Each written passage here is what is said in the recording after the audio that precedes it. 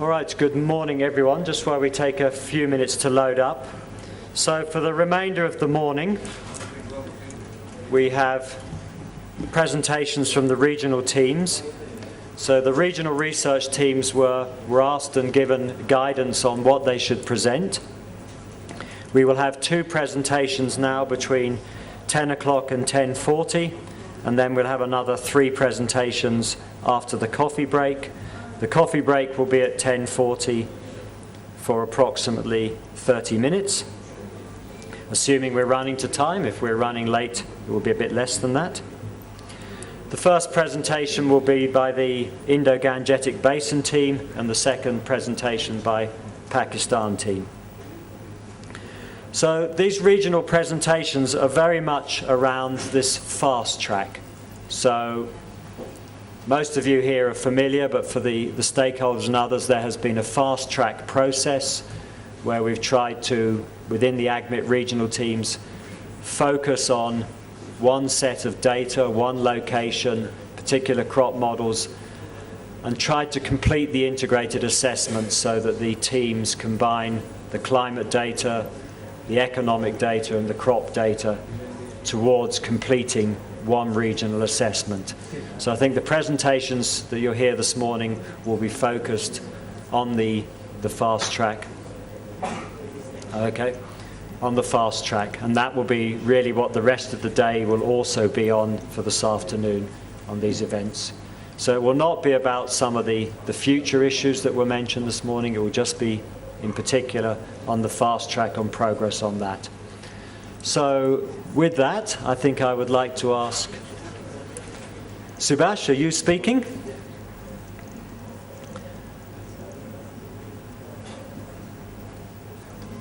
So it's my pleasure to welcome Subash, who most of you know, who's one of the PIs for the Indo-Gangetic team from the Indian Council of Agricultural Research. And you have 20 minutes, okay, or a bit less than 20 minutes if you want to allow for questions. And I'll guess I will wave at you when you've got about 3 minutes to go. Okay, so if you can aim to finish soon after 10:15, we'll be okay. Okay. Okay. Thank you. Thank you, Peter.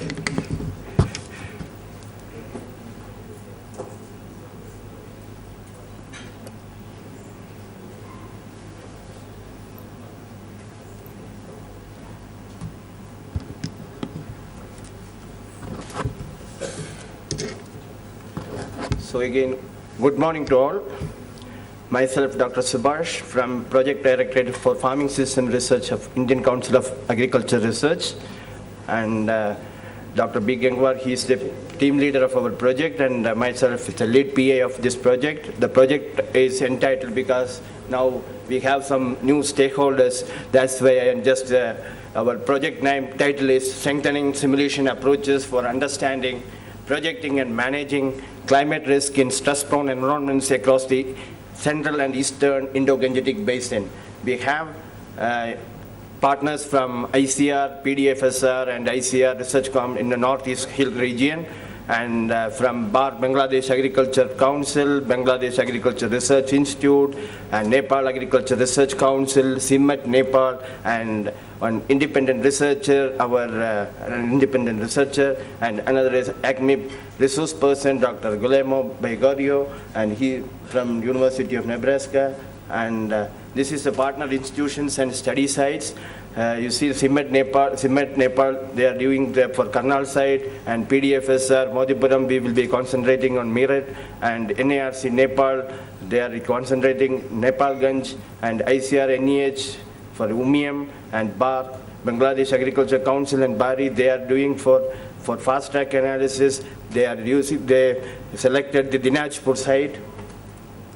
And you know, this Indo-Gangetic Basin is the food basket and food bowl of South Asia, and based on the physiographical and geographical and importance and the diversity, the region is divided into broadly divided into 3 regions. One is upper catchment, western region, and the eastern region, and each region has its own problems and separate problems. You see in the upper catchment, there are problems of degradation of land, main problems, degradation of land and water resources, and downstream environmental constraints. And as far as eastern region is concerned, this is a food deficit region with low investment in infrastructure and underutilization of groundwater, and main problems are coastal salinity and seawater intrusion, and out migration of laborers is the main problem in this part of the area.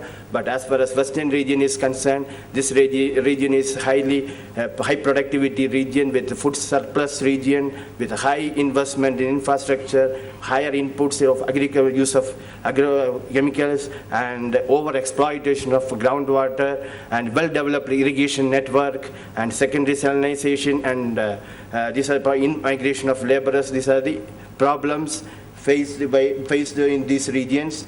And climate change and South Asia, because this area is more vulnerable with greater variability of monsoon in this part of area, and it is projected that there is occurrence of extreme climatic events will be higher, such as heat waves and intense precipitation and this area. And it is also reported that in South Asia in 2015 there is the irrigated crops, the yield will be decreased significantly, the maize by 17%, wheat by 12%, and rice by 10%, and because mainly due to the induced water stress. And as far as our project is concerned, these are the near-term goals.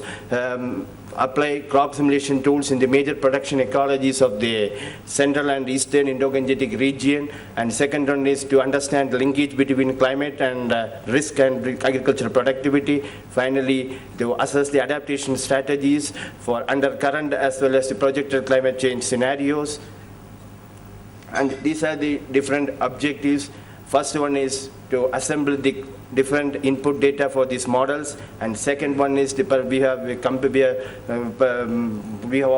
to compare three models: AppSim, DSAT, and InfoCrop. And third one is to understand the nature and influence of climatic risk in major production domain, and suggest model improvement areas, and finally to make a simulation modeling network in South Asia. And these are the location of study sites already I have mentioned. And for the fast track analysis, now we will move to fast track analysis. In the fast track analysis, we have selected Meerut district in the western Indo-Gangetic plains. Here, Meerut district, we have, this is the location of our site, and these are the dots indicating these are the surveyed farms.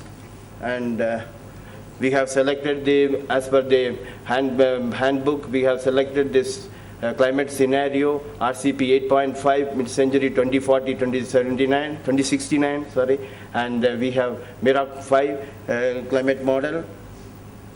And this is a comparison of average monthly maximum temperature during baseline and future scenarios. Here we see for all the months, the difference. You see there is a difference in the maximum temperature is increasing for all the months, particularly in April month, that is 3.8, and March month 3, because in this part of the area wheat is growing during that season. The terminal heat stress is most important as far as our area is concerned. So that means 3.8 degree increase of temperature during the reproductive stage of the wheat.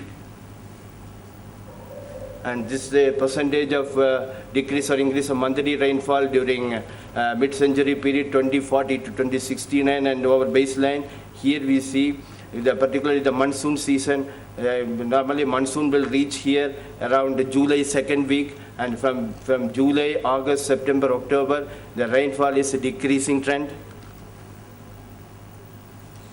And as far as crop modeling is concerned, we have selected AppSim model and wheat crop, and we have surveyed around 140 farms. Out of 140 farms, we have selected for this fast track analysis 77 rice wheat farms, and wide variability. We have found that there is a wide variability of dates of sowing from 17th October to 3rd January, And date of harvest also varies from 10th April to 17th May. And farmers are using these 5 cultivars.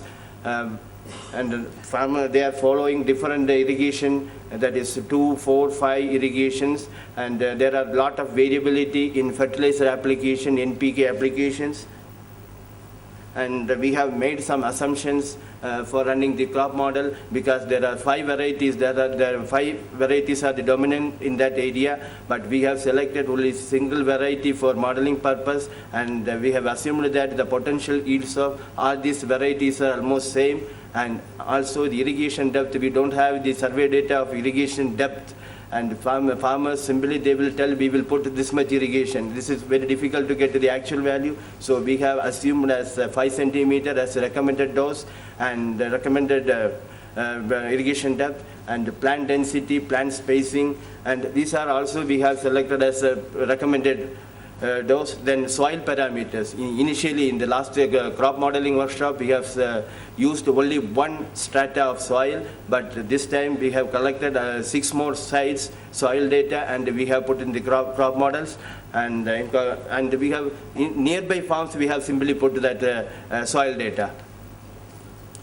And for sentinel data source and treatment for crop modeling purpose, we have used the long-term data on nutrient management experiment, which is in our experimental farm for the last 25 years. And here soil data, we have collected all the profile data and crop data, phenology, leaf area index, biomass, partitioning, different phenological stages, grain and straw yield. And we have selected this variety. I have already told the NPK application is 120, 60, 40, and 5 irrigations. And normally farmers will follow the CRI crop, crown root initiation, panicle initiation, anthesis, milking, and duff stages. And these are the genetic coefficients we have used for absent calibration. And for crop season 2007-8 and 2008-9, this is a comparison between simulated and actual yield. Here we have found that we have calibrated the model for rice as well as wheat. And rice and wheat, we have this is a simulated and actual yield, it is matching. And this is a time series of observed and simulated biomass and leaf area index. Here also you see it is almost the same. This observed value is little below compared to simulated, but the leaf area index, there is a lot of variation in the final stage that we have to look into the different aspects, different water component and other factors we have to look into. And this is the comparison of frequency distribution of observed and simulated farm survey wheat yield. You see here, this is almost normally distributed, but one outlier is there. Then we have to again go back to that field and see what is happening. And this is a comparison of absent simulated wheat yield and observed yield using that cumulative distribution function. Here we found that after this point, there is a simulated yield is less compared to actual yield. That also we have to look into that crop modeling aspect. And this is bias correction measured and simulated comparison of these things, and bias correction is 0.93. And this is a comparison of simulated wheat yield during baseline and the future period. You see in the baseline, there is a lot of variability, year-to-year variability is higher, and there is a decreasing trend of yield. And in the case of mid-century period also, variability is higher, but this is almost stagnating. And the mean yield is almost percent decrease is around 26.5% compared to baseline data. This simple average. And this is a comparison of distribution of yields simulated for a baseline, weather, and future. This distribution pattern. We got the distribution pattern, normal distribution pattern, but here. And interaction with the stakeholders and methodology approach. This is, we have followed this approach, this conical approach. You see here, we first started with the farmers field, and we have used our own survey data. We have surveyed the farmers field, 140 farmers field. We have, in that time itself, we have asked the farmers about the climate change aspects and what they are visualizing the climate change and how it will be impacted on agriculture. And then this farm level, then we go back to our institute.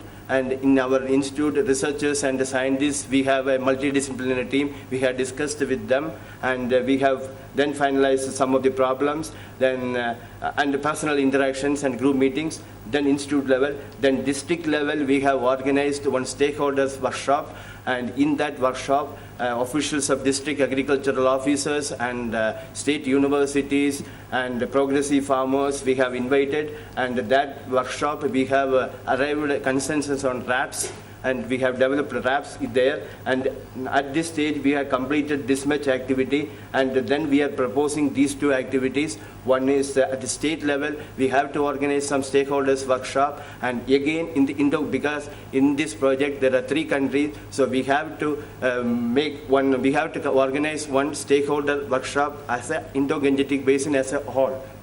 That also we are proposing. In these 2 aspects we have to do. And these are the media and the press involvement in our stakeholder workshop. Normally in Hindi, in local Hindi newspapers, it will came. And these are some photographs of related with this one. And these are some photographs. And here we are doing the RAPs. And this is the RAPs narrative. And this is, you see, to fight the adverse impacts of climate change on farm sector, government adopts long-term as well as short-term policies, and wheat production costs increase substantially, resulting in decline of wheat production, and lower farm production drives labor out migration to non-farming sector. But it is not possible to absorb all the laborers to the non-farm sector because their skill, they are not up to the mark.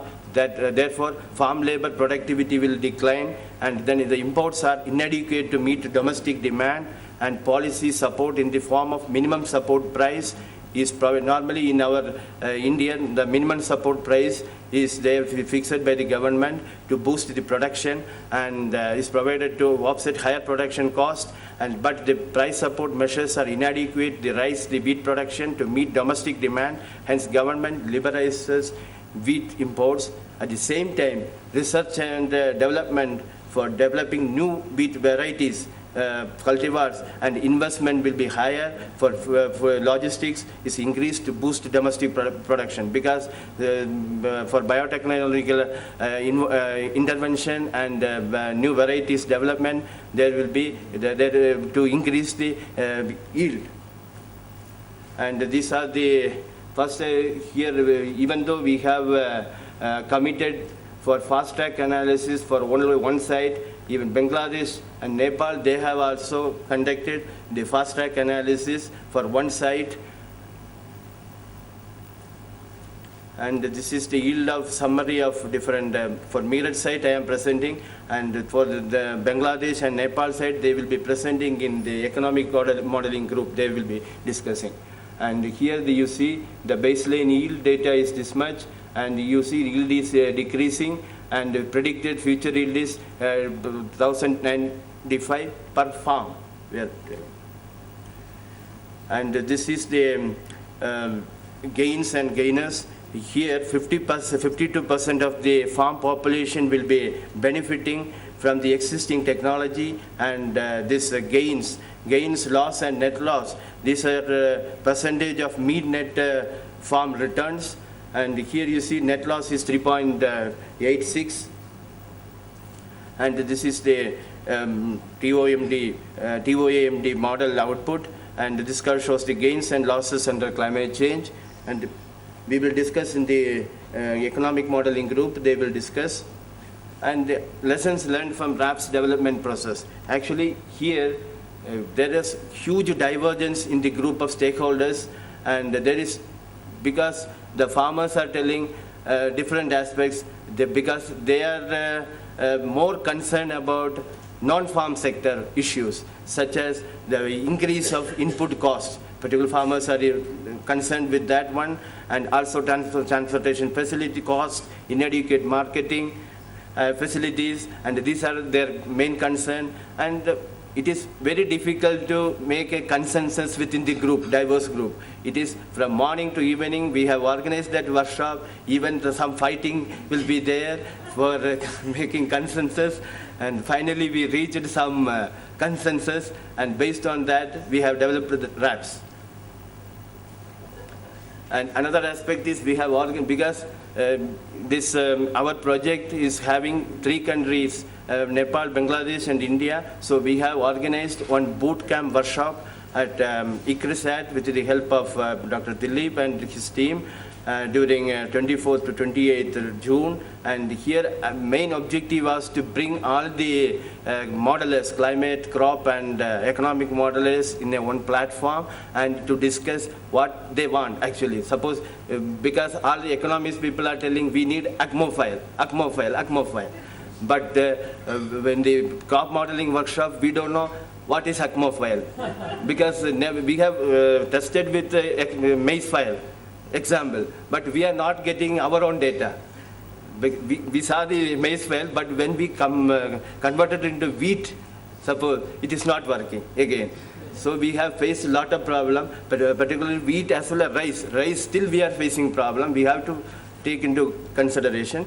And finally, in the workshop, we have generated a climate scenario for 6 study sites, and we have assembled the survey data in the ACME format, and simulation of rice or wheat farm yield we have simulated, and most of our colleagues, they have simulated manually. They have used the simulation for creating this setup of simulation.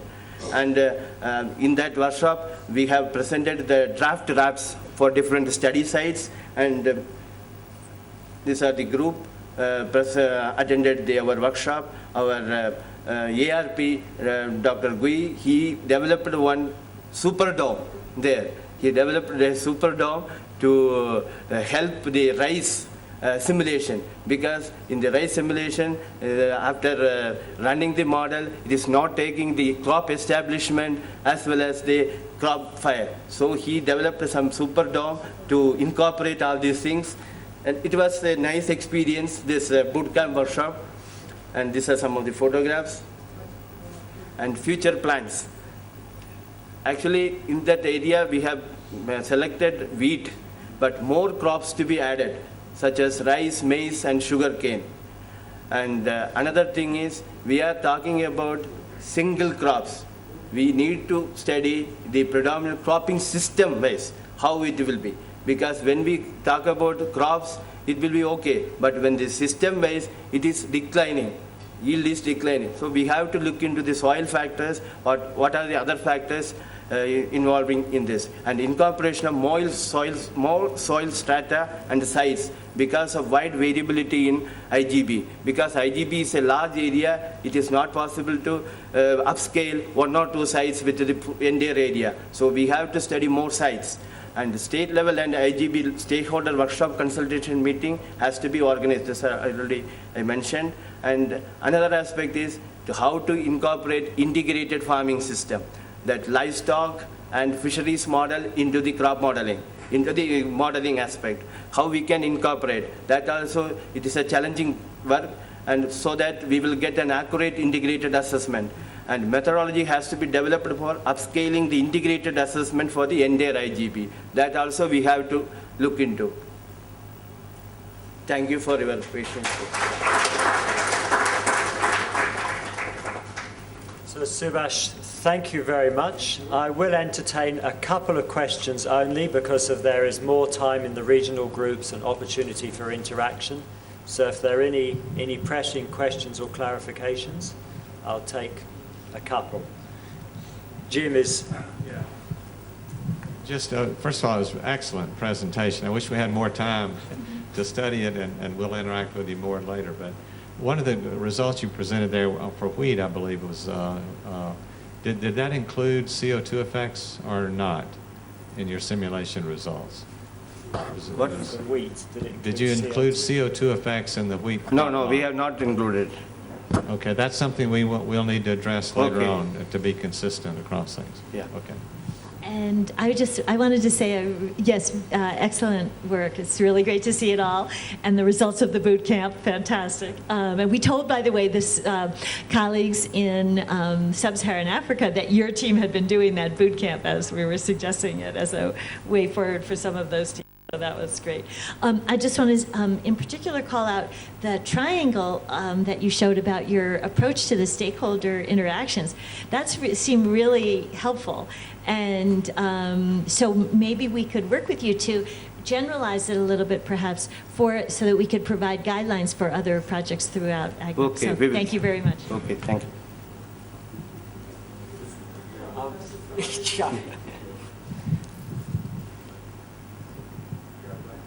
Yara? You showed your baseline yields are declining. Declining. Do they represent the reality? In reality, are the yields Yeah, declining? yields are declining. In that, our mirror district, yields are decreasing. We have the actual data set from the secondary sources. It also shows the decreasing trend. I just wanted to say that learning about the Superdome I thought was quite interesting, and I encourage all teams, as you're developing these types of tools, one of the things that we saw a lot in the last week's workshop was that each team really has come up with some interesting things, and this is a great opportunity to share and help all the teams transfer some of that capability. Okay, thank you. You said 27% yield decrease in wheat. My question is in line with Jim John. If you include CO2, then the yield reduction may go down. Because I have one experience. I had run rice model or ORIZA using only temperature, but later when I added CO2, then I had just opposite result. So maybe CO2 also may be important to include. One question at the back from our stakeholders in Pakistan. That'll be the final question, please. My experience from Pakistan is that rice and sugarcane are two menacing crops. They need a lot of water. Why did you feel the need to put these two crops into your simulation model as more crops into your system? Yeah, basically for crop simulation modeling, we need to first, we have to parameterize the model, but we don't have that data set currently. Then we will make some collaboration with some institutes. Then we will get the data set. Then only we can we can use these simulations. Okay, no, thank you. No more questions, thank you. There is plenty of time in the rest of the week, and you can ask Subash and his other group members over coffee.